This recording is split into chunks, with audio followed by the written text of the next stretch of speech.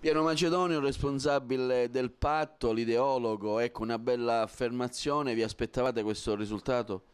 Il risultato noi ci contavamo, abbiamo avuto più di quello che speravamo, ma tutto questo perché la gente ha capito veramente il nostro messaggio. Si vede che siamo stati incisivi e credibili e su questa scia vorremmo continuare. Chi ci dà il suo consenso non rimarrà deluso. Noi oggi festeggiamo, quindi non voglio fare appelli né parlare di politica, voglio parlare di noi. Intanto una cosa la voglio dire.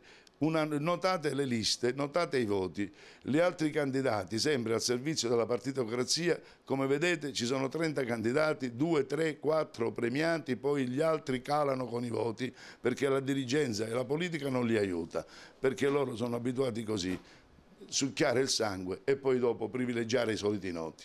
Noi invece che abbiamo fatto? Abbiamo livellato i candidati. Se pensate che i primi 15 candidati nostri sono nell'arco di 100 voti, vi lascia pensare come li abbiamo livellati. E a tal proposito voglio encomiare il candidato Angelo La Rosa, il quale sicuramente se fosse andato da solo, dritto, come sa fare lui, avrebbe raggiunto ampiamente i 350 voti e sarebbe stato il primo eletto.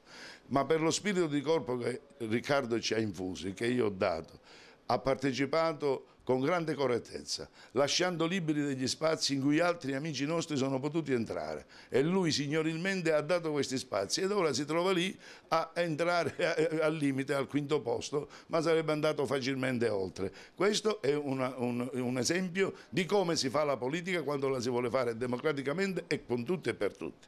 Dopodiché io voglio dare un messaggio, almeno una volta permettetelo, di tutto il patto per il territorio, la dirigenza, quanti in questi 2 anni sono impegnati, è un ringraziamento che noi vogliamo fare a quello sciagurato, grande amico che è Riccardo Gallo. Caro Riccardo, ti ringrazio a nome di tutti gli amici. Sei stato un grande, la vittoria è tua. Ecco, ora vogliono sapere la gente quale sarà il vostro comportamento, ora si va al ballottaggio, quale sarà la linea politica che il patto seguirà con Zambuto?